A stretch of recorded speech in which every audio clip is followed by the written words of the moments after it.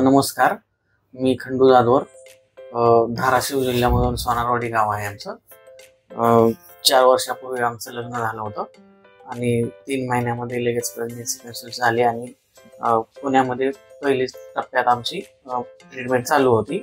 त्याच्यानंतर गावाच्या जवळ असल्यामुळे 7व्या महिन्याच्या नंतर आम्ही बिराजदार सरांकडे ट्रीटमेंट चालू केली आणि अतिशय उत्तम असं सरांनी पेशंटला ॲडजस्ट करून रिपोर्ट्स वगैरे काढून पहिली डिलिव्हरी असं वाटत नव्हतं, तब्येत वगैरे बघून की नॉर्मल होऊ शकते, पण सरांनी प्रयत्न केले आणि पहिली डिलिव्हरी सुद्धा नॉर्मल झाली.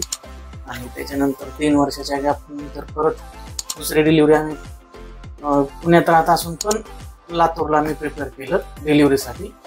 आणि 8व्या महिना झाल्याच्या नंतर पाणी येत होतं बॉडीमधून, म्हणून दवाखान्यात आल्याच्या नंतर परत सरांनी पूर्ण प्रयत्न करून नॉर्मल डिलिव्हरी परत